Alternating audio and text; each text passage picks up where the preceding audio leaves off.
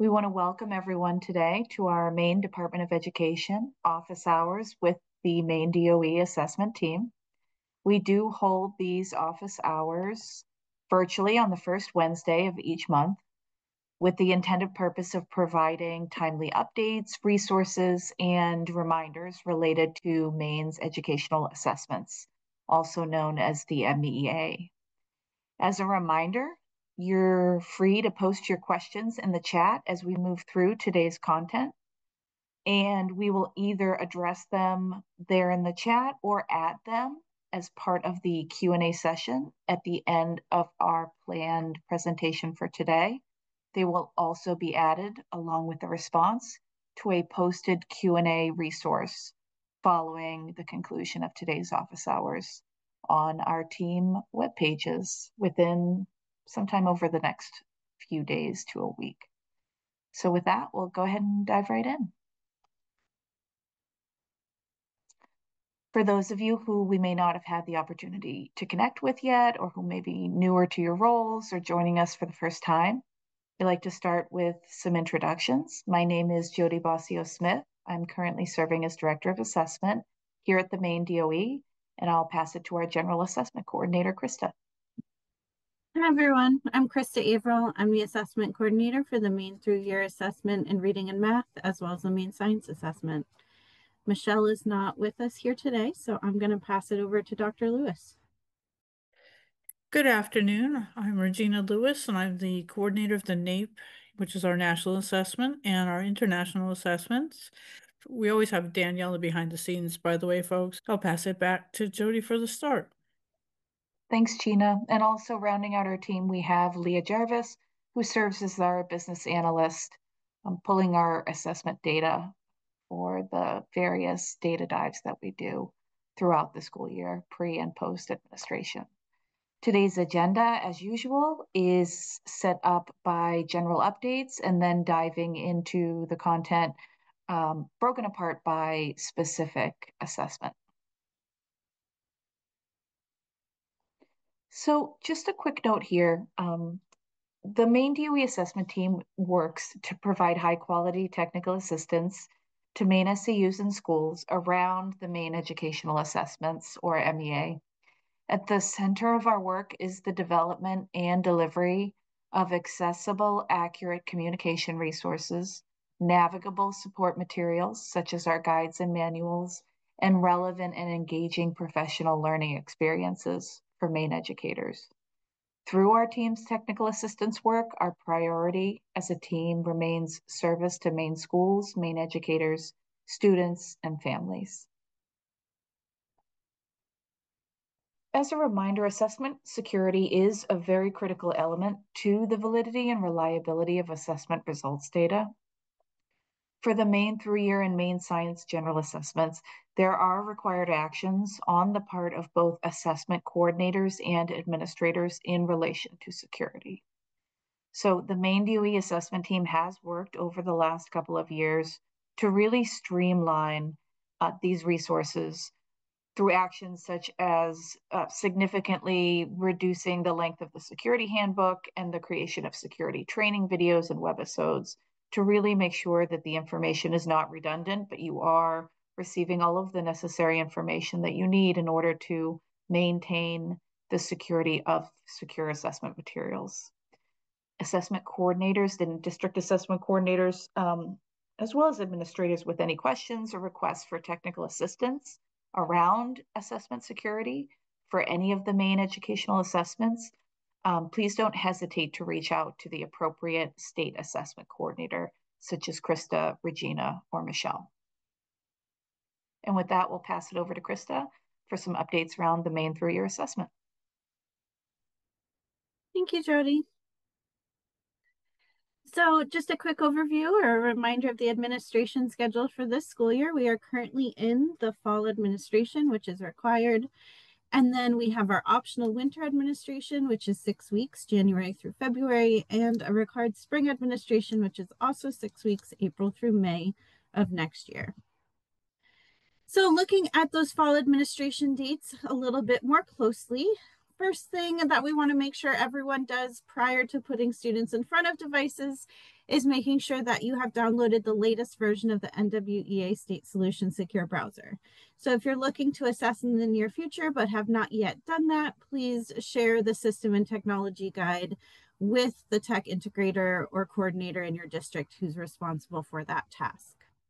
As I said, we're in that fall 25 administration window. And so on this slide are some resources to help you with assigning supports and accommodations, printing test tickets, and providing proctors with the materials that they need. Please be sure to provide all of your proctors with the administration directions and scripts as they are included in the assessment administration guide.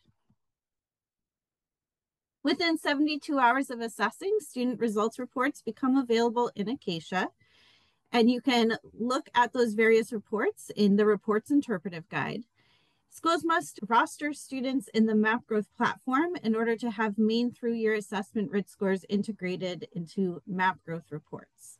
And so there's a link here for more information on rostering, as well as a link to the Map Growth reports portfolio for state solutions partners. And it highlights some of those differences within the portfolio. October 10th is the last day to submit a paper-based form request, that's standard print, large print, or Braille. October 17th at 4 p.m. is the last opportunity to request assessment resets, and we're going to look a little bit more at that reset process in just a moment. October 23rd is the last generation of the daily change file, and any changes to student enrollments in Synergy after that time will not appear in Acacia. October 31st is the last day of the SAU data cleanup window. As that approaches and gets closer, you'll want to make sure that the individuals who are responsible for student data in MAP have access to this checklist. And then on November 14th will be your last day to run operational reports for this fall administration, not including the student score data file. So that would be things like testing summary status report, a not tested code report, that sort of thing. And then your fall 25 student score data file becomes available on December 3rd. So this is just a quick reminder about the timing of the daily change assessment roster file. So a daily change file is automatically generated at 7:59 p.m. each weekday evening, and it will contain all changes in Synergy since the previous file. That file, however, needs to be manually uploaded by a member of our team into Acacia. And so that happens the next weekday morning, not including state holidays. Because it's a manual upload and it depends on someone being in the office and having their workday started, as well as issues related to timing, because it's a generally slow upload, we ask that you please wait until 9 a.m. before verifying that students' enrollment updates in Synergy from the previous weekday are reflected in Acacia. If it is past 9 a.m. and you have checked and the student's still not there, please feel free to email me or call me and we'll take care of it. A frequently asked question that's come up recently is a student is no longer at my school, but they still appear in my assessment roster in Acacia. What should I do about this? So first, I would direct you back to your assessment roster in NEO to check to see if there's an enrollment end date included with that student's record. Typically, this column is empty, as you can see here from the screenshot. But if a student does have an enrollment end date in NEO, you are all set. It indicates to us that you no longer have that student and therefore are no longer responsible for the assessing of that student. If the student does not have an enrollment end date in NEO, that would indicate that the student has not yet been exited in Synergy. So just a few additional things.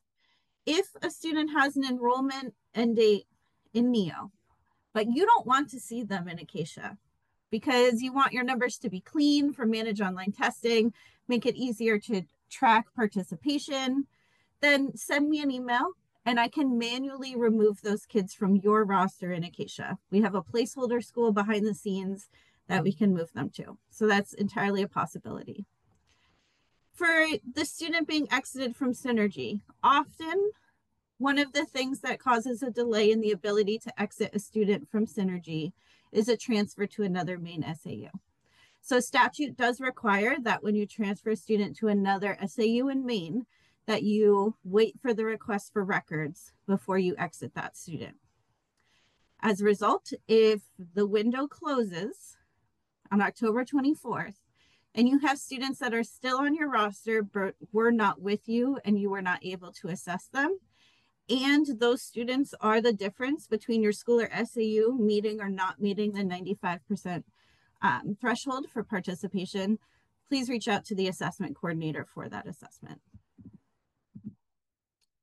So let's talk a little bit about the reset process flow.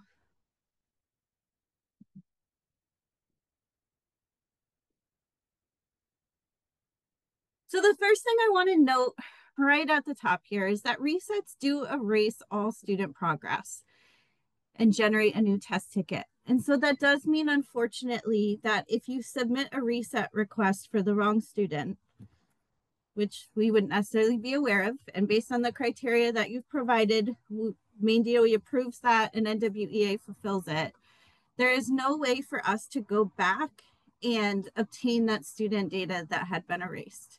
So when requesting resets, please just keep that in mind, and please be careful with how you're entering those student state ID numbers in your reset requests. The last day to request resets, as previously stated, was October 17th.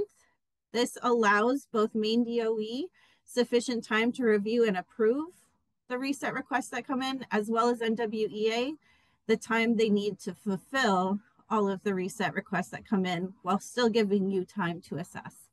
A reset is not an automatic process. There's a few separate steps involved, so we want to make sure that we have time to be able to provide you time to reassess.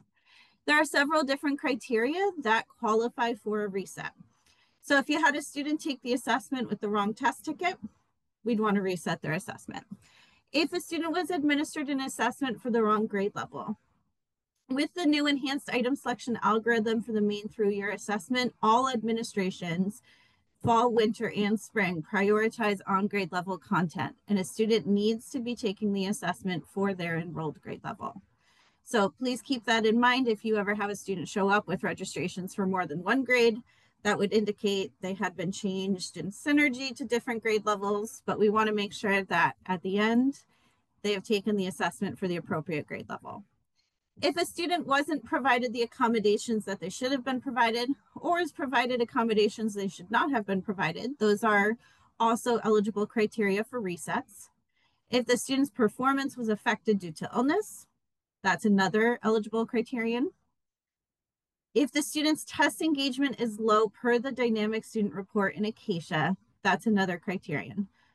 Please do not select that option unless you have verified that the test engagement metric is low, either via that dynamic student report or one of the CSV exports. If the student didn't receive a RIT score and 72 hours have passed, that's likely due to a high standard error of measurement. It's acceptable to request a reset. And then if the RIT score decreases by 20 or more points. So linked within the reset process flow is the reset request form. And then if you have any questions, please reach out to me. So I just want to emphasize that if you have questions about a reset that don't meet any of these criteria, please call or email me. Please do not submit the reset request form identifying one of these criteria that you know not to be accurate, because it does unfortunately slow down our ability to fulfill the resets for others who have utilized the form. I also want to talk a little bit about the multilingual learner exemption guidance, because there's been a little bit of confusion about this recently, and we want to make sure that we're all on the same page. So the Maine Through Year Assessment is a unique assessment because it has both interim components and summative components. And so our interim assessment is in the fall, and our summative assessment that is eligible also for exemption is in the spring. And so when we're talking about the Maine Through Year Assessment, we're talking not only about a federal law that allows for an exemption in the spring, but also a state policy that allows for an exemption in the fall. And so if I look here at this table, breaks it down based on that student's first U.S. enrollment date or their U.S. school entry date. And so I can see if this student was first enrolled on or before October 24th, 2024, they are required to participate in all administrations of the Maine Through Year Assessment this year, as well, of course, next year, because that would be equal to 12 months from the last day of the administration window, and it needs to be less than 12 months. Here you can see the dates for it being optional for fall only, as well as optional for both fall and spring if the student had their first U.S. enrollment date in that late spring or early fall time period. So that link is also there for you in the slides. The math reference sheet is a universal tool that can be provided to all students. I wanted to highlight it today because there are some iPads using older versions of iOS that are having errors displaying the math reference sheet when the student's using a color scheme with a yellow or black background. So if a student's using a color scheme that has a white background, regardless of text color, you're fine. It's when we get into these different backgrounds that we're experiencing some issues. So NWEA has proposed 2 solutions for during the administration and then a follow-up for after. During the administration, one solution is to use the default or white background color scheme or to provide a printed copy of the math reference sheet. So I wanted to take this also as an opportunity to highlight that we have printed copies available to you, which may be just easier for some students to access than having it pop up on their screen and potentially cover up parts of the question.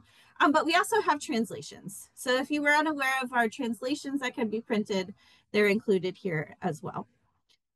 After the administration window, it is recommended that if you're running older versions of iOS, that you update those in order to then have the math reference sheet work in the winter and spring administration. I also want to talk briefly about updating student chosen names in Acacia. So students' names will initially appear in Acacia as you've entered them into Synergy, but you can request to have a student's chosen name in Acacia updated by calling NWEA Partner Support.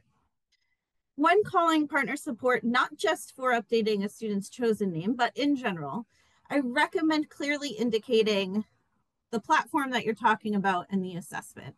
So it would be helpful when you call NWEA Partner Support to indicate that when you're talking about the Maine Through Year Assessment, to explicitly say the Maine Through Year Assessment so that they know you're not referring to map growth. And same thing if you're talking about the Maine Through Year Assessment platform, I recommend you call it that or simply call it Acacia to ensure that you're quickly and effectively getting the appropriate guidance that you need. Back to test tickets. Please request all chosen name changes prior to providing test tickets to the students, because as soon as a test ticket is used to log into the assessment, we cannot go back and change the student name associated with that test registration unless we were to reset the entire assessment through a reset process like we saw earlier. So please ensure that you have requested those changes before you hand the test ticket to the student. We've talked considerably in both August and September about the new norms and the new enhanced item selection algorithm. So I've linked here some resources. I'm going to pull up just one of them. It's not necessarily a new resource, but it might be new to some who are here with us today. So I just want to highlight it briefly. So this is the 2025 RIT score norms letter for families that outlines what's changed and what hasn't changed. And I wanted to mention it briefly here as well, because I think it addresses some of the misconceptions that have come up in my conversations with not only families, but also teachers and administrators. So clarifying first what hasn't changed, because this question has come up quite a bit. So the overall structure of the assessment hasn't changed, of course. But the other thing that will not change with the RIT score norms and has not changed are those achievement level classifications of well below, below, at, and above state expectations. Those are from the Maine scale score. The Maine scale score is not a RIT score. And so changes in norms have no impact on whether a student is meeting state expectations as according to that Maine scale score. So I just want to make sure that that baseline is set, and if questions come up, please clarify that with your colleagues, teachers, families, that this change in RIT score has no impact on the end of year measure of whether or not a student is meeting grade level expectations. What does change with the RIT score norms is how you interpret the score type, that's the RIT score, and how we compare a student's performance to other students. But it still doesn't change the score itself. So the difficulty level associated with a certain RIT score remains the same. It's just how students are responding to that difficulty level and how they're performing in relation to that difficulty level that has changed. There's also some links in this resource for an overview for families, as well as a link to our Through Year Assessment site. We have one fall professional learning opportunity coming up. That's fall interim reports on October 15th at noon, in 2 weeks from today. So if you'd like to attend, please register. And for the Maine Through Year Assessment, who do you contact? So for technical issues with the Acacia platform, State Solutions Secure Browser, Map Growth platform, please reach out to NWEA Partner Support. It's extremely helpful even if you have identified a problem and you found a workaround, but perhaps not necessarily a solution. It's helpful for you to share that information with NWEA Partner Support, because then they can track it and they can also encourage their engineering team to do some more focused investigations. Unfortunately, if we aren't aware of the issue, there's nothing that we can do to help address the issue and prevent it from occurring in the future. The Maine DOE MEDM support team is here to help you with updating student enrollment information in Synergy, as well as staff information in NEO. And I'm here for any of your questions related to content, accessibility, scoring, reporting, and policy, as well as if anything comes up that the NWEA Partner Support Team or the MEDM support team are unable to resolve. And we're going to move now to the Maine Science Assessment. So just a reminder, the Spring 26 administration, high school is April 1st through 17th, grades 5 and 8 are May 11th through the 22nd. We still have 3 sessions per grade level, and similar to last year, each session for high school is 50 minutes and then 60 minutes for grades 5 and 8. We've discussed score reporting for the past 2 months, so I'm just highlighting here some of the links for you, as well as the link to our recording in which you can see the brief overview of the report types. If you are a district assessment coordinator and you have not yet accessed your KITE account for the spring 25 results and you're trying to get in and you can't, please send me an email and we can work to get that resolved for you so that you can access your student scores. And then for whom do you contact? The KITE service desk is here for help accessing reports, or if you're a DAC who needs to create user accounts for others within your SAU. Also, if you get locked out of your account, you'll need to contact the KITE service desk to get back in. I'm here as usual for questions related to content, accessibility, scoring, and reporting, as well as policy. And then because we're not approaching an administration in the next few months, Adam is closed. That's the assessment delivery and management site, so you won't be able to log in there, but you can still access our Zendesk page for manuals and guides and other information. And with that, I'm going to turn it over to Dr. Lewis. Thank you, Krista. Do we want to address the question in the chat, which is, should we create a special consideration exemption for EL students, which would be our ML students, if they are not testing? So special consideration exemptions are for students who have significant medical emergencies. And so multilingual learners would not need a special consideration exemption. What will happen is that after the administration window has concluded and our team receives the student score data file from NWEA, based on what you have entered in Synergy is how that exemption is determined. So if you have a student who's entered correctly in Synergy with the appropriate US school entry date and the multilingual learner flag checked, that's all automatically taken into consideration. There's no need to indicate anywhere in the platform that a student is a multilingual learner. No need to provide any documentation or send me anything. If you have enrolled students correctly in Synergy, then you're all set. Thank you. And thank you for that useful tool too. I can see that it's will be easily adapted for our other assessments. All right, moving on to the national and international assessments. Here's your warning. NAEP 2026 is approaching. It's just around the corner. It's already October. Next slide, please. And this is just a reminder that we have both operational and pilot assessments in the field this January to March. And next slide, please. And a reminder also that the assessment, it will be the mathematics and reading frameworks for the assessment are new this year, and reporting will be delayed a little bit. And we're also taking the steps to transition to the to school devices, so we have both school devices and NAEP devices that will be utilized this year. Also, the assessment dates should be available in the platform, but in early November. I just received that information last evening, so unfortunately I didn't update the slide, but early November is still on there, so it looks like early November. Next slide, please. We've updated the timeline a little bit. The school technology survey is close, and we had some great results, and we'll be talking about that in a couple of minutes. But the big thing now, will be the attention to assigning an app installer. Next slide, please. And so here, you'll see that we have that big star there, identify an app installer. The schools can choose whoever is the normal person or the customary person to install the application for the state assessments. That's perfectly fine.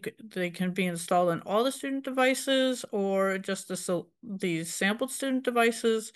There's no worry. The students will not be able to access the assessment without the appropriate login credentials, and those will not be provided until the assessment session. Next slide, please.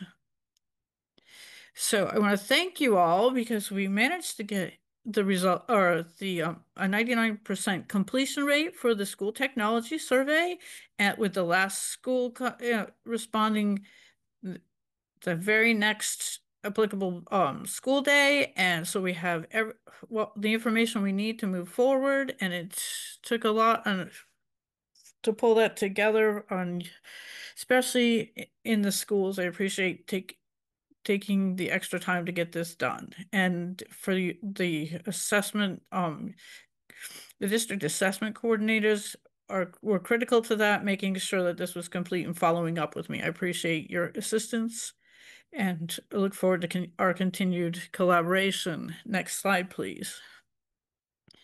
All right, so priorities for October. I was hoping for the assessment dates would be available in the AMS later this month. I'm still hopeful. I know we have a fantastic field manager, but I can only promise early November. And again, that the administration model is available now in the AMS. What that means is whether the assessment will be administered on school devices or on NAEP devices. NAEP will still be providing the personnel. We need that application installer identified in the AMS. That person does not have to be able to log in to do this work, but we do need to know who to communicate with and who might be calling us for assistance. And then a little bit of a reminder that was discussed last spring, but I wanted to bring it to your attention. Your schools may have the met the technology requirements for the administration of the assessment, but still be assigned to NAEP school device administration as a part of a small comparative study, just to make sure that things run equally well in both platforms. Right. Next slide, please. So how do you find out the model designation? This is a screenshot from our sandbox or training site. And when you go to the school page, you are able to see in the banner which model has been assigned. And here you can see that this is a NAEP device designation. Next slide, please. The assessment date will appear just above that. So if you are able to view the school page, if you've signed up or registered within the AMS, you can view that.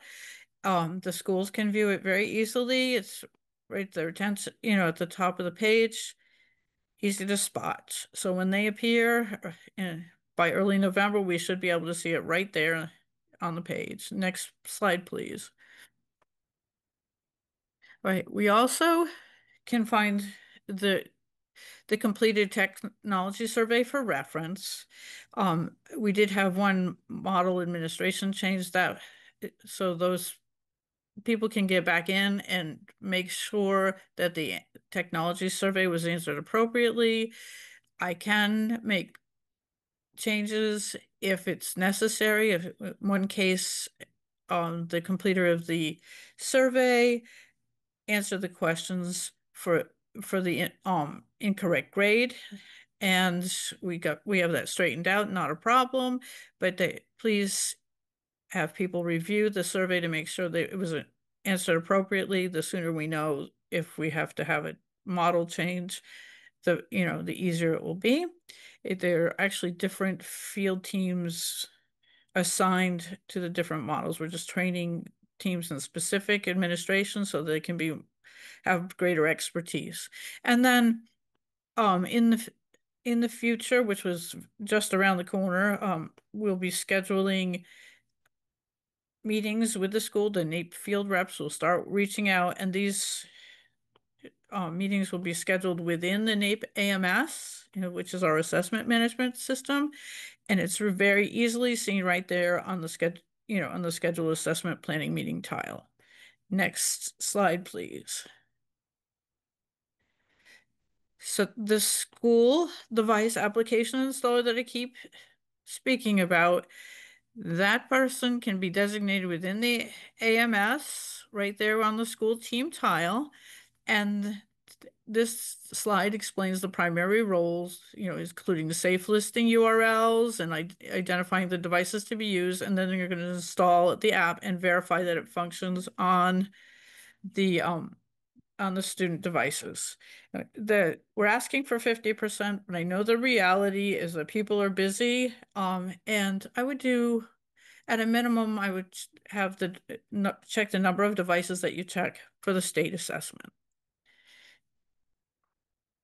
Next slide, please. And here's a close-up of how you can add the application installer if you have access, or the principal can do this as well.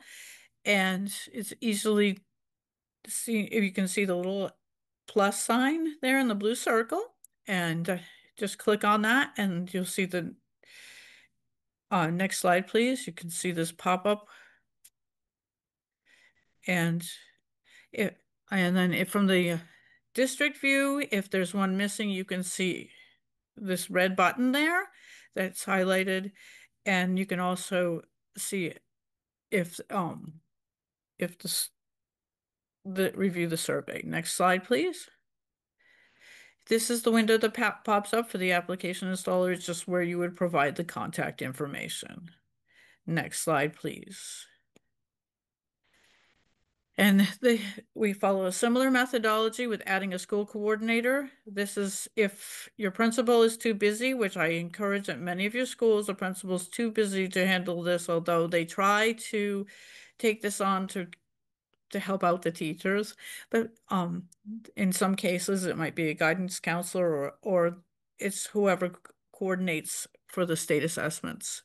But the contact information can be added on this place on that location on the school page, and the similar pop-up window will appear, and that's where the information will be entered. We do want to, if the principal adds the school coordinator to please send the invitation to register for the AMS. The school coordinator does need access to the AMS.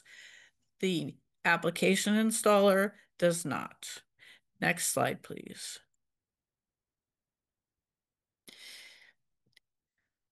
Our steps coming up will be to make sure when you're in the AMS to make sure the school information is correct so that we can reach out, and to make there's a few questions that need to be answered, which have to do with the grade enrollment, winter break in December so that we can schedule the assessment planning meeting, and then when the students return to school and the staff.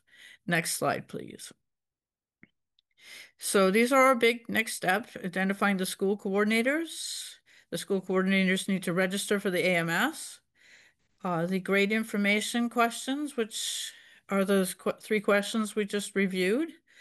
The technical requirements, we've asked that they get reviewed again just to make sure that the school devices or match or meet the requirements for the assessment administration, and then that application installer. Next slide, please.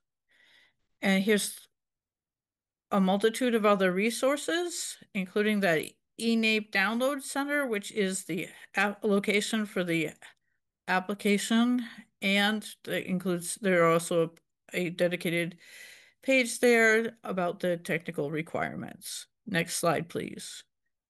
Again, who do you contact for assistance? The field reps will be reaching out, and that's primarily they're there to, if you need a short-term rescheduling or there's a change in the assessment logistics. You reach out to me in any case if you need assistance and you're not getting it, or someone needs an AMS account, and then reach out to the AMS help desk when you're having technical issues with the AMS, which might be, you've tried to reset your password and it's not working, or if someone needs assistance with the NAEP download center. Next slide, please. Okay, and because of Michelle's absence, I'm going to share the information about the WIDA access and the WIDA alternate access, excuse me, which are the state general and alternate English language proficiency summative assessments. Please keep in mind that the assessment window for the 2025-26 school year will be January 6th to February 27th, 2026. Next slide, please.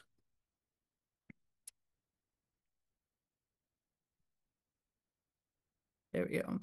There are two key forms that the SAU should be aware of when preparing for the upcoming WIDA Access assessment cycle.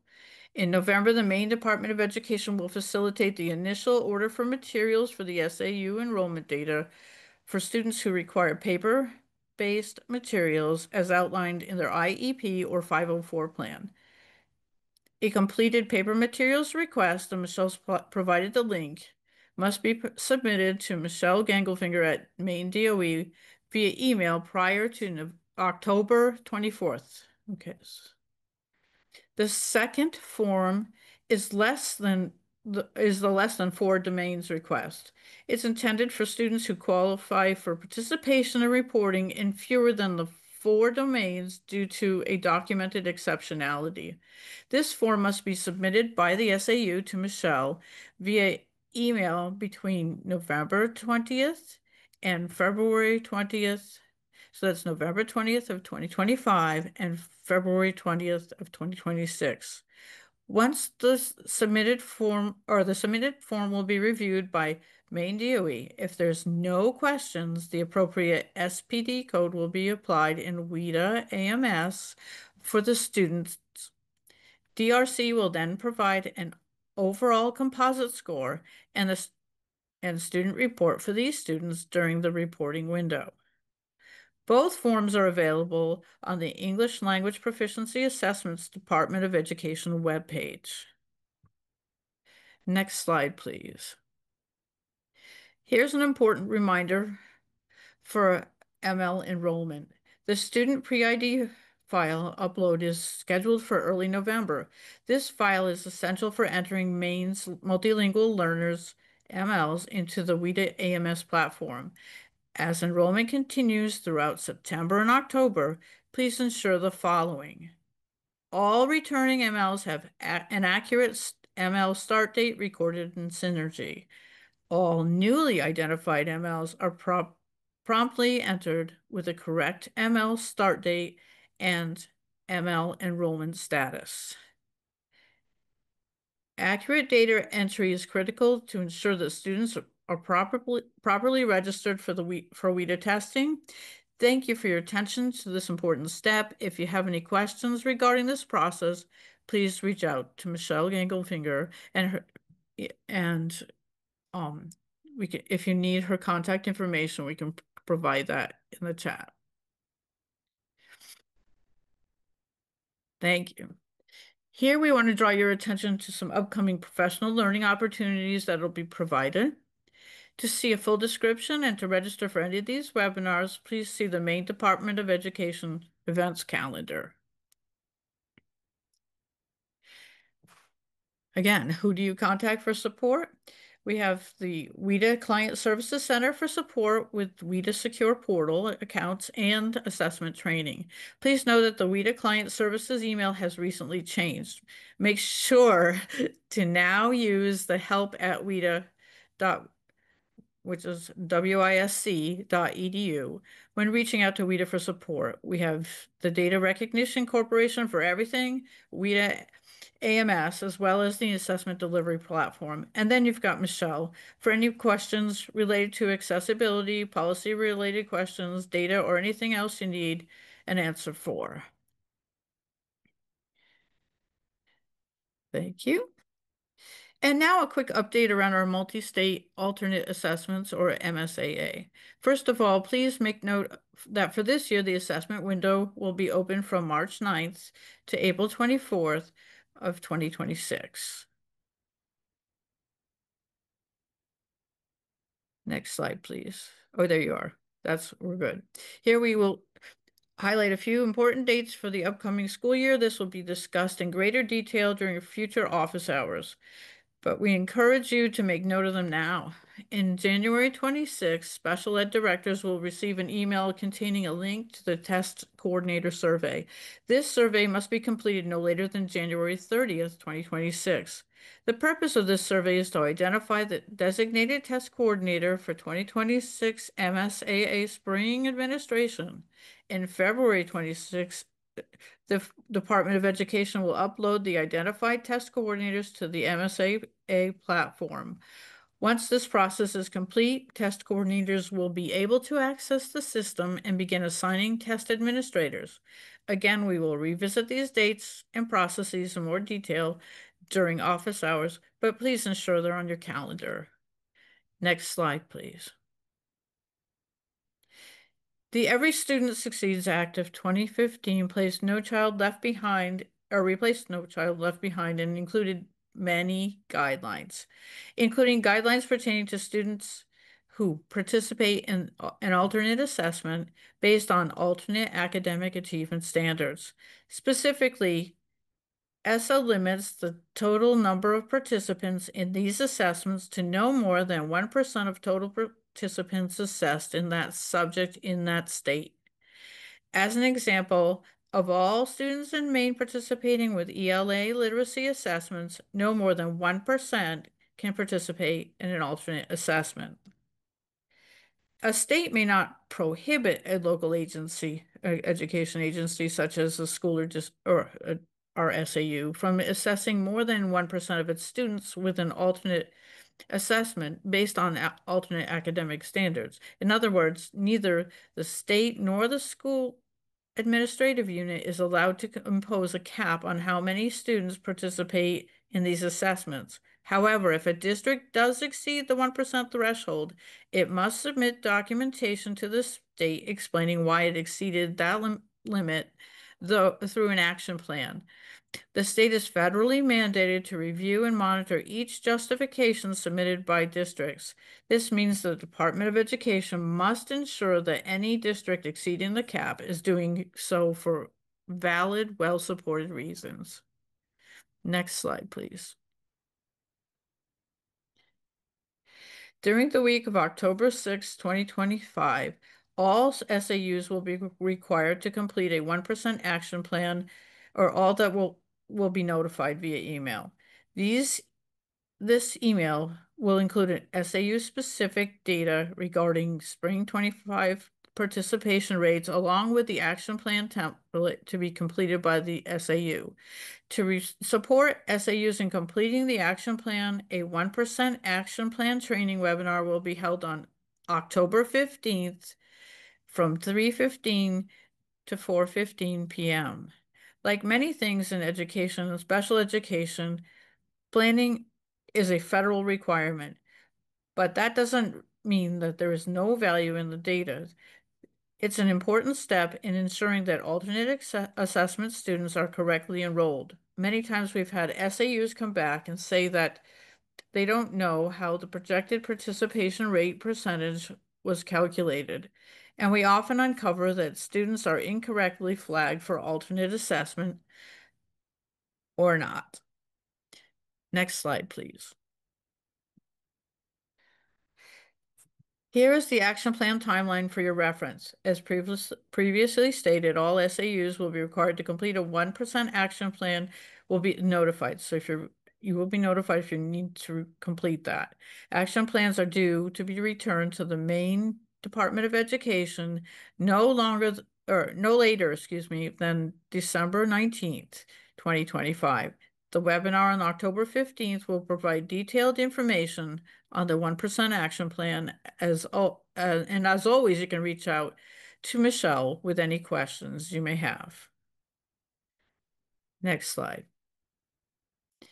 Here is the list of the MSAA upcoming professional learning opportunities that will be provided this year through the Maine Department of Education. Again, to see a full description and to register for any of these webinars, please see the Maine DOE events calendar. And here's the MSAA. Who do I contact for help and support? Please reach out directly to the service desk for issues with the platform, questions around account permissions or creation, mandatory training modules and quiz, or help logging into the MSAA system. And you've got Michelle for any questions related to accessibility, policy, data, or any other issues you might have.